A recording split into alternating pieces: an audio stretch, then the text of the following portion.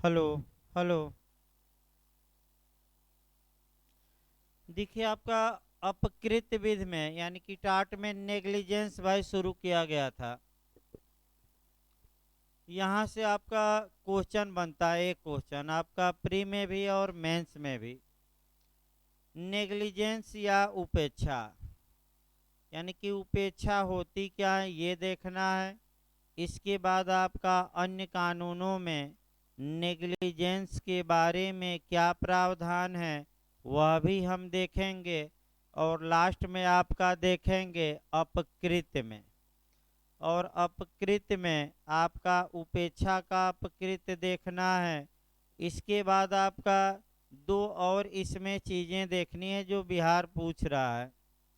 आपका contributory negligence यानी कि योगदायी उपेक्षा ये पूछा जाता है।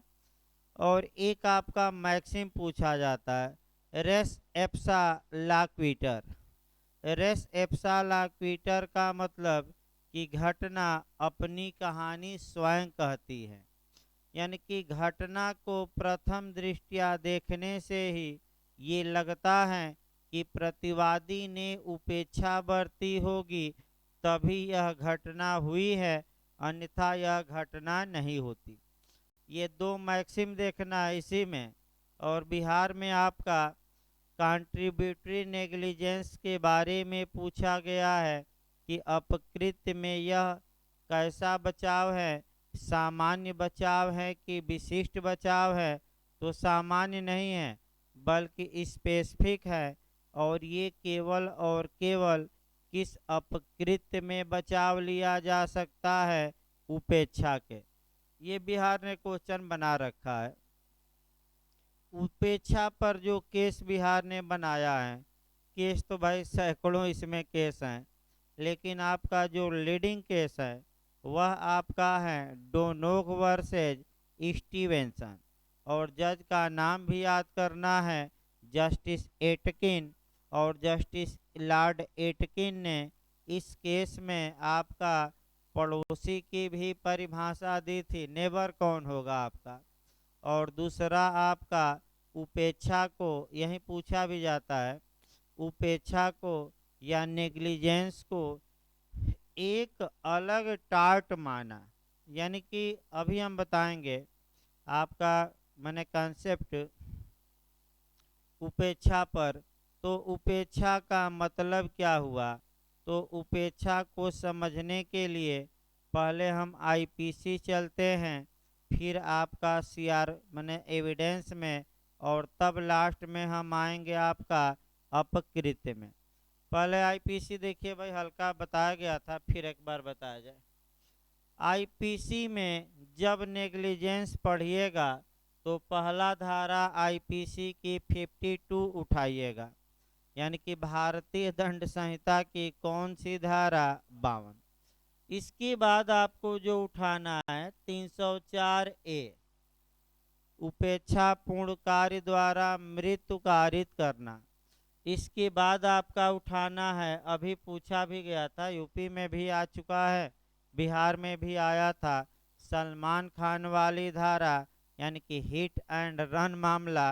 ये पूछा गया था इंटरव्यू में भाई, हिट एंड रन मामला आपका किस सेक्शन से रिलेटेड है आईपीसी के, तो 279 आपका सलमान खान की धारा कही जाती है। क्यों, क्योंकि आपका इसी धारा के तहत वह उपेक्षापूर्ण वाहन चलाने के चक्कर में मतलब जुर्म में, जुर्म मतलब अपराध में दंडित हुए थे। इसीलिए ये धारा प्रसिद्ध है। यूपी एपीओ बनाया, यूपी जे बनाया। और बिहार में आया था कि नहीं एपीओ में, ये नहीं आया था बिहार लेकिन यूपी में बना था भाई, 2015 के भी एपीओ में बना था, और जे में भी बना था। उपेक्षापूर्ण या उतावलेपन कार्य के लिए दंड कहाँ दिया गया है, तो आपका 279 वाहन चलाना उपेक्षापूर्ण। इसके बाद आपको जो देखना है आईपीसी में, आपका 302 हम देखेंगे, फिर 304 देखेंगे, फिर 304A देखेंगे और धारा 80 देखेंगे। और इसमें से आपका एक कंसेप्ट बनाना है आपका इन चारों में से। और साक्ष्य अधिनियम की जब धारा पढ़िएगा तो आपका उपेक्षा के बारे में धारा 14 पढ़ना है। कौन सी धारा? 14। एक एक करके देखिए भैया, पहले इसको निपटा जाए। भारतीय दंड संहिता की धारा 52 यानी कि 52 गुड फेथ या बोनाफाइड को परिभाषित करती है। बोनाफाइड का मतलब कि जब कोई व्यक्ति किसी कार्य को उचित सतर्कता और सावधानी से करता है या ध्यान देकर करता है तो हम कहते हैं कि उसने सद्भावना में कार्य किया है। यानी कि उचित सतर्कता और सावधानी बरत कर कार्य करना या ध्यान देकर कार्य करने को सद्भावना पूर्वक कार्य किया हुआ माना जाएगा। अगर व्यक्ति उचित सावधानी या सतर्कता नहीं बरता, यानी कि जिस कार्य में उसे जितनी सतर्कता या ध्यान देना चाहिए व्यक्ति नहीं दिया, तो हम कहेंगे कि उसने नेग्लिजेंस बरता, अर्थात उसने उस कार्य को करने में उपेक्षा बरती है, ये कहा जाता है। अब अगर कोई व्यक्ति उपेक्षापूर्ण ढंग से वाहन चलाता है या उतावलेपन से चलाता है जिससे कि आसपास के लोगों को भयकारित हो जाए, क्षोभ हो, असुविधा हो, तो ऐसा व्यक्ति आईपीसी की धारा 279 के तहत दंड का भागी होगा। जैसे कि स्टंटबाजी करना, मैंने जाकर आपका नैनी पुल पर स्टंटबाजी करिए ताकि आसपास जो वाहन चला रहे हैं, पैदल हैं, वह भयभीत हो जाए कि कहीं वाहन हमारे ऊपर न गिरा दे। तो कई पकड़े गए थे। कई बार होता क्या था कि शाम के वक्त कुछ लड़के जाते थे और आपका नैनी पुल पर स्टंटबाजी करते थे, यानी कि आगे का पहिया उठाकर या खड़ा होकर शौक में गाड़ी चलाते थे, जिससे आसपास के लोगों को डर लगता था। तो पुलिस ने पकड़ा, उसके बाद कुटाई की धान जैसे। और जब कुटाई कर दी धान जैसे, यानी कि आपका छिलका अलग हो गया, धान अलग हो गया, तो अपना मान गए लोग। मुकदमा नहीं की, गार्जियन को बुलाई और कहे कि अपने लड़के को समझाइए, भाई ऐसा ऐसा कार्य कर रहा है, एक बार फंस जाएगा तो इसका चरित्र क्या होगा, खराब हो जाएगा। करेक्टर सर्टिफिकेट हम बनाएंगे, तब फिर बता दिया जब भाई आपको पढ़ना है आगे। जब आप जे में एपीओ में जिसमें भर्ती होंगे तो आपका करेक्टर का वेरिफिकेशन होगा। ये पुलिस वाले ही आएंगे पेपर लेकर और आपका करेक्टर चेक करेंगे। अपना करेक्टर नहीं बताएंगे लेकिन आपका जरूर चेक कर देंगे कि आपका करेक्टर क्या है। उसमें भी 1000-2000 लेंगे, मिठाई भी खिलानी पड़ती हैं। अब क्या किया जाए भाई, लोग परेशान रहते हैं। जितना जल्दी करेक्टर ठीक हो जाए उतना जल्दी ज्वाइनिंग हो जाएगी, और ज्वाइनिंग हो जाएगी तो हम वरिष्ठता की श्रेणी में आ जाएंगे और जल्दी से जल्दी क्या मिलने लगेगा, धन। कई लोगों का 6-6 माह से रुका रहता है। कोचिंग के भी 1-2 लोग थे भाई, मुकदमा उनके ऊपर चल रहा था तो समझौता हुआ, तब जाके 6 माह बाद ज्वाइनिंग हुई, मैंने अभी ज्वाइनिंग हुई है। तो उपेक्षा देखिए भाई, आपका वाहन चलाना तो कौन सी धारा में? 279। अब हमेशा किसी व्यक्ति की मृत्यु अगर आपके कार्य से हो जाती है तो हमेशा मर्डर ही नहीं होता। अब दिमाग में नए लोग बैठाइए, मर्डर भी हो सकता है। मर्डर से थोड़ा बहुत कम, यानी कि मर्डर की कोटि में न आने वाला, श्रेणी या कैटेगरी में न आने वाला आपराधिक मानववध भी हो सकता है। यानी कि आपका, या ये भी हो सकता है कि उपेक्षापूर्ण ढंग से कार्य किया, यानी कि लापरवाही बरता और लापरवाही के कारण दूसरे व्यक्ति को की क्या हो गई? मृत्यु। या ये भी हो सकता है कि कोई उपेक्षा नहीं, कोई गलत मने आशय नहीं था, फिर भी दूसरा व्यक्ति मर गया। तो यही चार धाराओं को सेट कर लेना है दिमाग में। अगर ए ने बी की हत्या की और ए का इरादा यानी कि ना आशय या ज्ञान थोड़ा ज़्यादा था, यानी कि निश्चितता ज़्यादा थी, अर्थात ए को पूर्ण विश्वास था कि ऐसी मार से बी क्या होगा, मर ही जाएगा। यानी कि जब ए के कार्य से बी मरा है और ए का आशय और ज्ञान थोड़ा अप है, अप यानी कि ज़्यादा, मात्रा उसकी क्या है, ज़्यादा, तो ऐसा व्यक्ति धारा 302 के तहत मर्डर या हत्या के लिए दोषी होगा। हल्का सा अगर ज्ञान या आशय थोड़ा क्या हो, डाउन हो, तो ऐसा व्यक्ति आईपीसी की धारा 304 के तहत हत्या की कोर्ट में न आने वाले आपराधिक मानववध के लिए दंडित होगा। हल्का सा कम रहेगा तो। अब कब आशय ज्ञान की मात्रा थोड़ा ज़्यादा है, कब कम है, ये आज तक कोई व्यक्ति निकाल नहीं पाया। यानी कि और भाई ये तथ्य और परिस्थितियों का विषय है। प्रत्येक मामले को देखते हुए ये डिसाइड किया जाएगा कि आशय और ज्ञान की मात्रा थोड़ा ज़्यादा है कि कम है।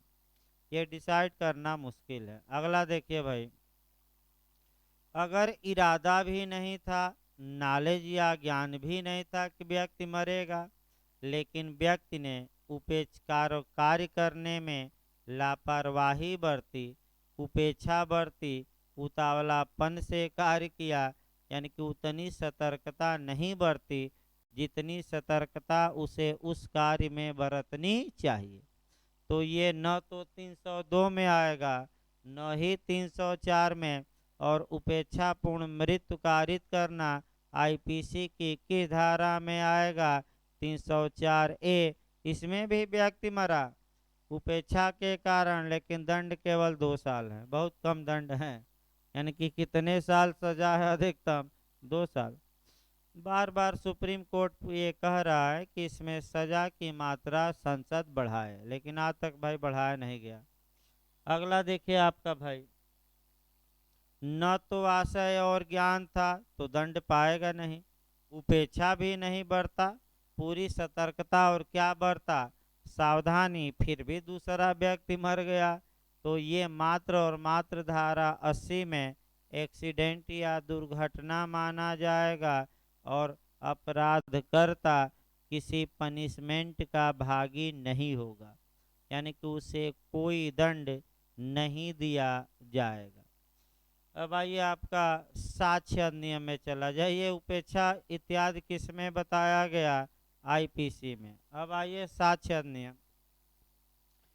व्यक्ति किसी कार्य को करने में उपेक्षा बरता है कि नहीं बरता है, ये देखा नहीं जा सकता, ये सुना भी नहीं जा सकता, तो भाई केवल उसके हाव भाव, चाल चलन, रहन सहन के आधार पर एक अनुमान लगाया जा सकता है कि क्या व्यक्ति ने उपेक्षा बरती कि नहीं।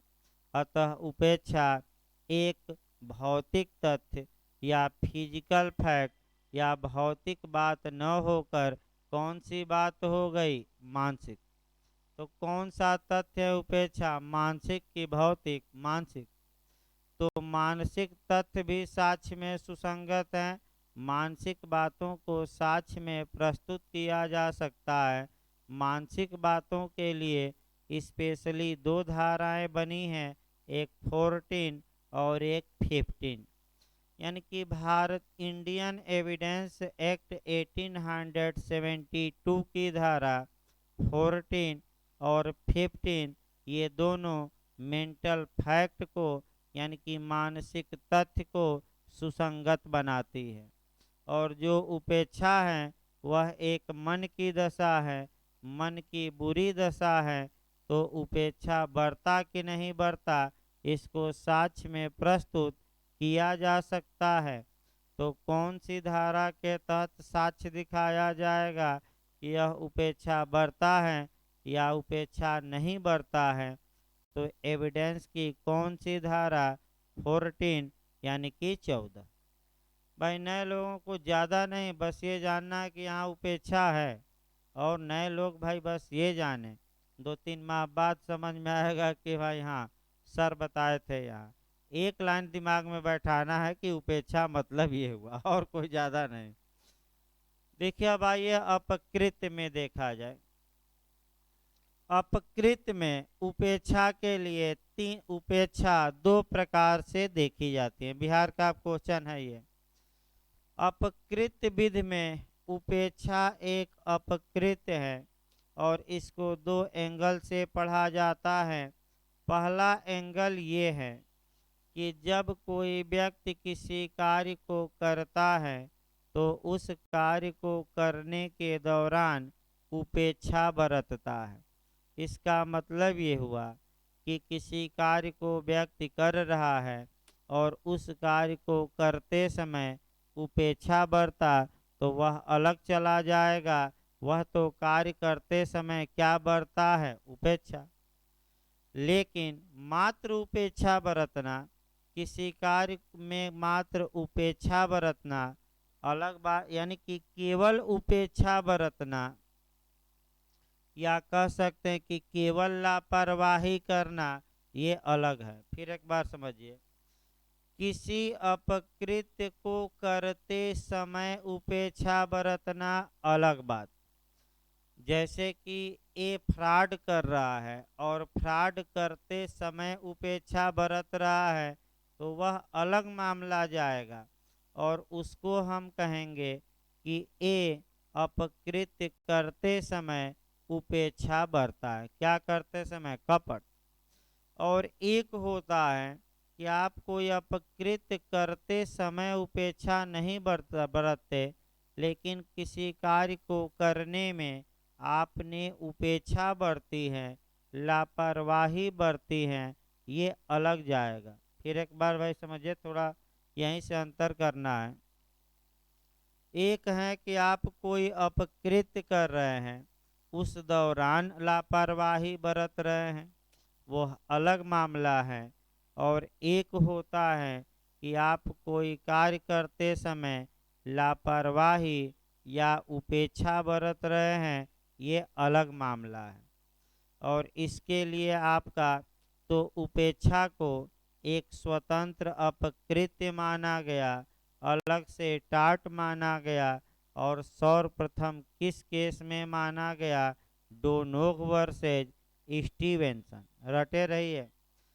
यानी कि इतना बताने का मतलब बिहार का एक क्वेश्चन ये है कि उपेक्षा को किस वाद में एक स्वतंत्र या अलग अपकृत्य के रूप में मान्यता प्रदान की गई? तो किस केस में? Donoghue versus Stevenson. और किस जज ने प्रदान की?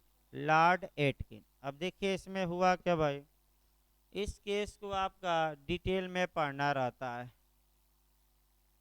इस केस का फैक्ट जानिए, तर्क जानिए, और तर्क वितर्क करने के बाद अंत में निष्कर्ष निकाला जाएगा। और अंत में लॉर्ड एटकिन द्वारा, ये बिहार में आ चुका है, कई लोग लॉर्ड बोरो मार कर आए थे, लॉर्ड बोरो ना मारिएगा, मैं फिर बता दूं, बोरो आपका अलग है। वे संविदा अधिनियम में लोक नीति को अनियंत्रित या बेकाबू या बिगड़ैल घोड़ा कहे हैं, और एटकिन महोदय अलग है। भाई ये नहीं कि में एटकिन अलग है और लॉर्ड बोरो क्या है? अलग। देखिए इस केस में भाई थोड़ा फैक्ट जानना पड़ता है, क्योंकि इसी पर उपेक्षा आधारित है। तो उपेक्षा को एक अलग अपकृत्य माना गया है, और किस केस में? तो डोनोग वर्सेज स्टीवेंसन। देखिए हुआ क्या, एक स्त्री थी और वह एक, कह सकते हैं कि बियर बार में गई या कोल्ड ड्रिंक पीने गई। मान लीजिए कोल्ड ड्रिंक पीने गई और ए स्त्री थी और उसका मित्र भी था। भाई इन्होंने होटल से या रेस्टोरेंट जो भी कहिए एक बोतल मंगाया बियर का, और आपका वह बोतल पारदर्शी नहीं था, यानी कि ऊपर से लेबल चिपका था, अंदर क्या है ये कुछ दिखाई नहीं दे रहा था। ठीक, बोतल ए ने मंगाया था, मैंने स्त्री ने। बोतल खोला गया, बोतल में से आपका बियर निकाला गया, और थोड़ा थोड़ा यानी कि दो दो बूंद आ गया फिर ये दो बूंद पीछा नहीं छोड़ता है, यानी कि जहाँ भी आता है दो बूंद आ ही जाता है। यानी कि अब क्या किया जाए, इतना कानून में आपका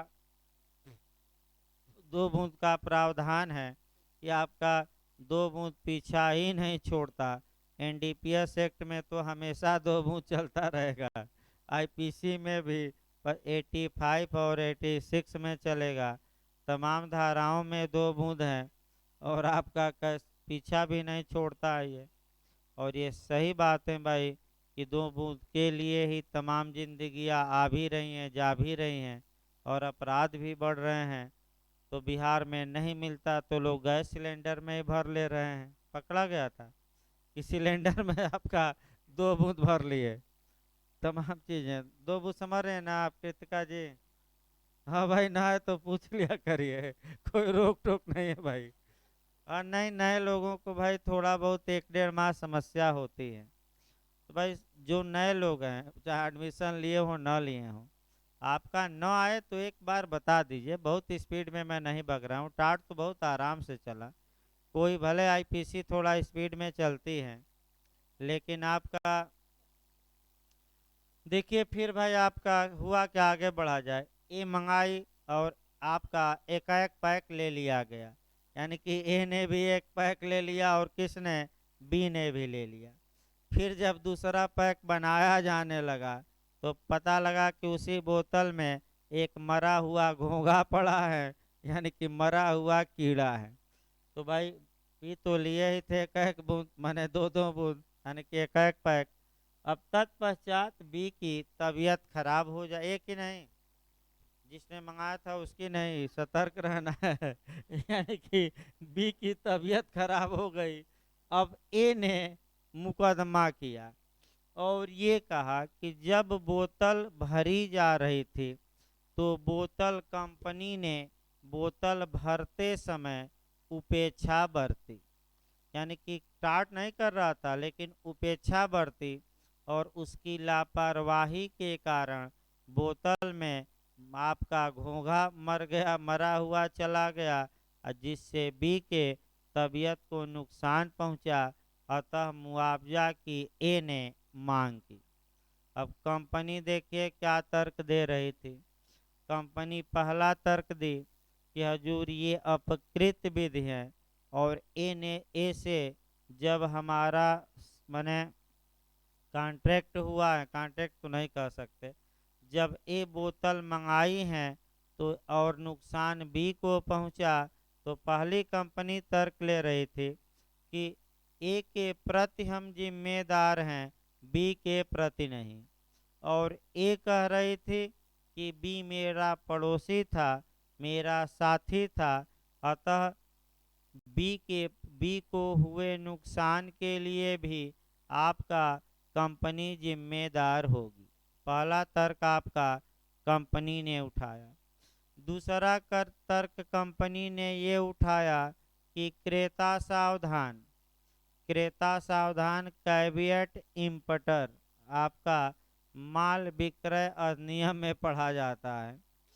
क्रेता सावधान यानी कि जब ये बोतल खरीद रही थी और बोतल से दो बूंद निकाल रही थी, तो कम से कम इनको बोतल में एक बार देख लेना चाहिए कि कहीं मरा हुआ घोंघा तो नहीं पड़ा है। और जब नहीं देखी तो हम जिम्मेदार थोड़े हैं। जबकि औरत कह रही थी कि हजूर बोतल पारदर्शी था, मैंने पारदर्शी नहीं था, लेबल चपका था, अंदर क्या है कुछ दिखाई नहीं दे रहा था। तो क्रेता सावधान या कैविएट इम्पटर का सिद्धांत लागू न किया जाए। थोड़ा क्रेता सावधान बता दिया जाए भाई। क्रेता सावधान का मतलब ये होता है कि जब क्रेता यानी कि खरीदार कोई सामान खरीदने गया है तो सामान को खरीदते समय ही जांच परख लें कि क्या सामान उसके प्रयोग के लिए उचित है कि अनुचित है। अगर उस समय तो वह जांच पड़ताल नहीं किया और बाद में कह रहा है कि सामान में त्रुटि है, तो क्रेता सावधान के अनुसार विक्रेता को जिम्मेदार नहीं ठहराया जाएगा, यानी विक्रेता जिम्मेदार। लेकिन वर्तमान समय में ऐसे सामान आ रहे हैं जो सील बंद है, उसमें जांच कहाँ हम करें? या दूसरा जिसमें अंदरूनी नुक्स हैं उसको हम कैसे जांचें? तो अंदरूनी नुक्स एक बता दिया जाए तब फिर बैक हुआ जाए अपकृत्य में।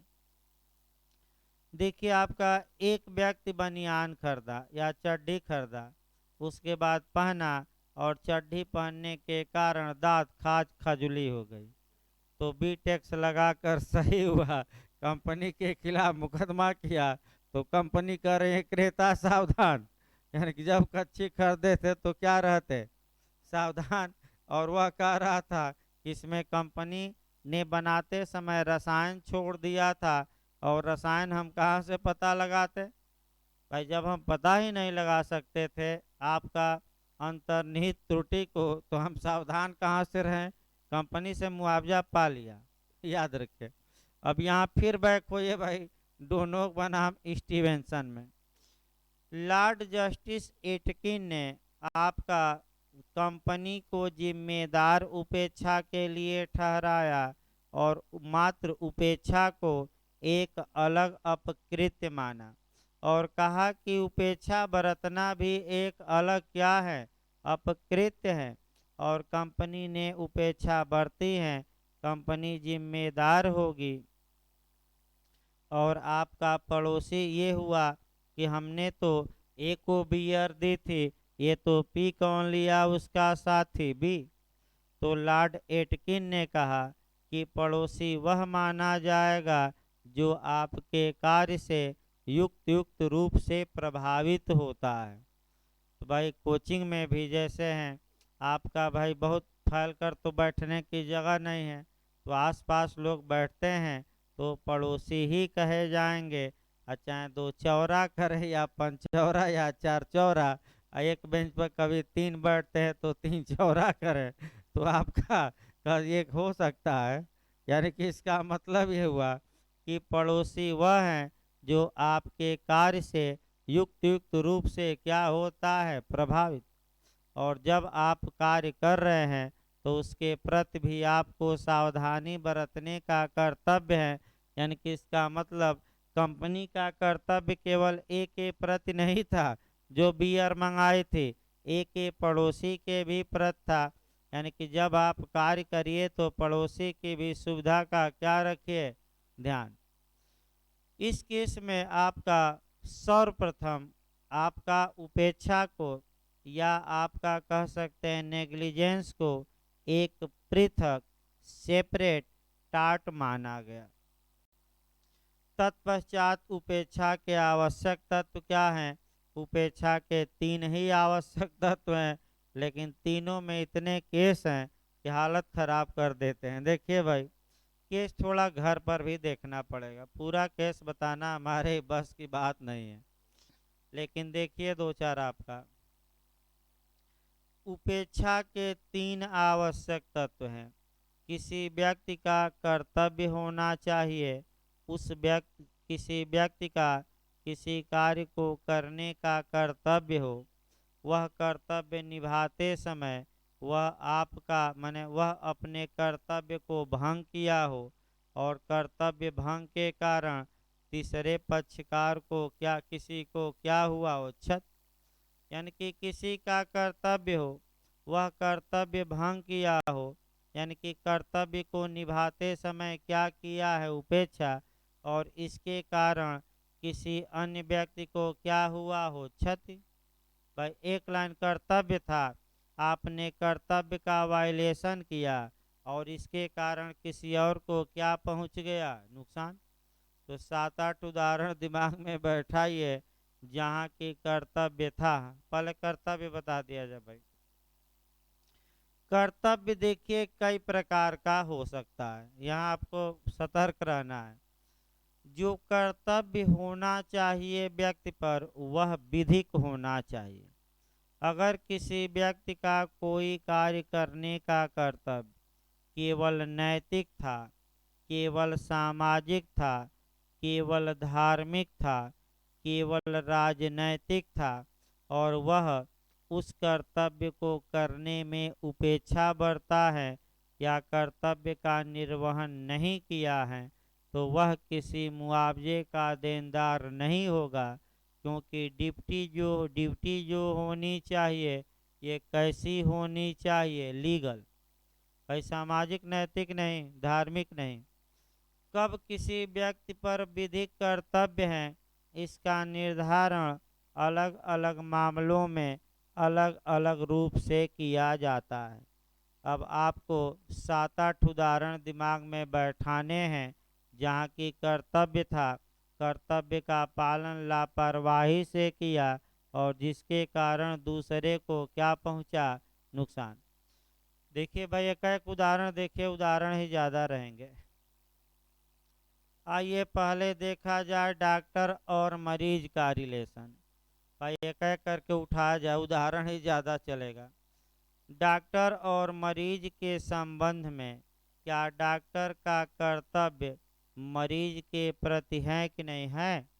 और ये कर्तव्य है कि जब डॉक्टर मरीज का ऑपरेशन करे, मरीज का इलाज करे, तो ऐसी दशा में उचित सतर्कता और सावधानी बरते। अगर वह उचित सतर्कता सावधानी नहीं बरता, इसका मतलब कि अपनी ड्यूटी को भंग किया और जिसके कारण मरीज को नुकसान पहुंचा, तो मरीज डॉक्टर से मुआवजा की मांग कर सकता है। याद रखिए भाई। मान लीजिए डॉक्टर साहब, आप डॉक्टर पर 2-3 उदाहरण पहले चला जाए।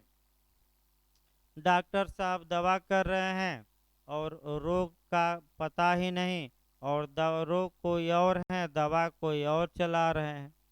रोग है कोई और दवा कौन चला रहे हैं, कोई और। यानी कि उन्होंने, डॉक्टर साहब ने उपेक्षा, कई डॉक्टर हैं, एक बार फंसा लेते हैं मरीज को तो दवा पर दवा बदलते रहेंगे और आप दवा खाते रहिए, चलते रहिए। दूसरा तो भाई कई डॉक्टर थे जो ऑपरेशन करने के लिए आपका ऑपरेशन करते हैं और सिलते हैं जब शरीर, तो उसी में कैंची तो कभी चाकू तो कभी ब्लेड तो कभी तौलिया छोड़ देते हैं। यानी कि डॉक्टर ने क्या बरता, उपेक्षा। या आपका कह सकते हैं कि ऑपरेशन करते समय काटना कोई और नस रहती है और 2 बूंद के चक्कर में कुछ और काट देते हैं। तो भाई बता दिया जाए आपका 90% डॉक्टर जब लाश का पोस्टमार्टम करने जाते हैं या ऑपरेशन करने, तो हल्का सा 2 बूंद लेते हैं, इसमें कोई शक नहीं है, ये शाश्वत सत्य है भाई। आपका कई टीचर भी आपका पढ़ाने जाते हैं तो 2 बूंद लेकर जाते हैं, बड़े बड़े टीचर। उससे ये रहता है कि वो मस्त रहते हैं और घर में क्या हो रहा है, द्वार पे क्या हो रहा है, बाहर क्या हो रहा है, उससे कोई मतलब नहीं। एकदम दिमाग उनका क्या रहता है, मस्त रहता है 2 बूंद में। तो डॉक्टर का उदाहरण दिया गया। अब आपका कह सकते हैं कि वकील साहब पर आ जाए वकील साहब पर भाई ये भी तो उपेक्षा बरतेंगे। एक वकील साहब थे, क्लाइंट का केस लिए, 5,000 फीस भी लिए और उपेक्षा बरते, यानी कि डेट पर आपका क्या हो गए, गायब। बीमार नहीं है, एक तो होता है कि गायब होने के लिए इनलेस लगा दीजिए कि मैं बहुत ज़्यादा क्या हूँ, बीमार हूँ। दूसरे कोर्ट में खड़े रहेंगे, लेकिन एक कोर्ट में क्या है, एक कोर्ट में बीमार रहेंगे और एक कोर्ट में खड़े रहेंगे, पहला नियम। तब तो भाई डेट आगे बढ़ जाएगी। और इलनेस भी नहीं लगाए और आपका मने वादी जब पुकार हुआ मुकदमे में तो आपका गए भी नहीं, यानी कि और मुकदमा वादी का खारिज हो गया, जिसके कारण वादी को नुकसान पहुंचा, तो वादी या प्रतिवादी जो भी हो, वादी ऐसे वकील साहब से उपेक्षा के अपकृत्य के लिए मुआवजा पाने का हकदार होगा। इसमें कोई शक नहीं है भाई, हकदार होगा। अब आइए स्वामी और सेवक। स्वामी ने सेवक को नियुक्त किया। अब जब जब सेवक सेवा का कार्य कर रहा था तो उपेक्षा बढ़ता, और एक आदमी को किसी ट्रेन पर बैठाना था तो दूसरी पर बैठा दिया, तो मालिक उस उपेक्षा के लिए जिम्मेदार होंगे। यानी कि जाना था पटना परीक्षा देने, तो भाई कई शहरों में, बड़े बड़े शहरों में या विदेश में एजेंट या सेवक रखे जाते हैं, ताकि स्टेशन पर जो बुजुर्ग आए, यात्री आए, उनको पता न हो ट्रेन, तो आप ट्रेन बताइए और उनको ट्रेन में चढ़ने में क्या करिए सहयोग।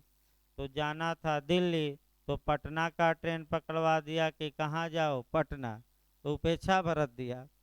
मालिक, प्रमुख और अभिकर्ता भी, भागीदार भी, यानी कि आपका कह सकते हैं कि पिता पुत्र भी आ सकते हैं।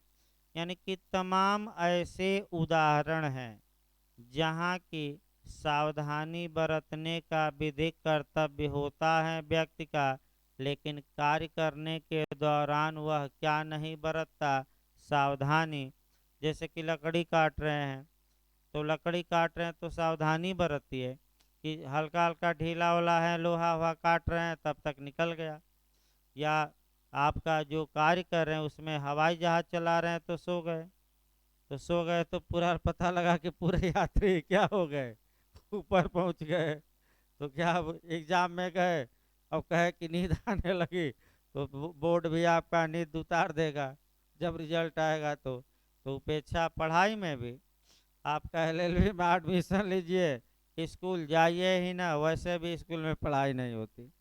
और बिहार का भी आया है कि चाणक्य लॉ कॉलेज के अलावा कोई लॉ का ऐसा कॉलेज नहीं है जो बार काउंसिल ऑफ इंडिया की शर्तों का पालन करता है।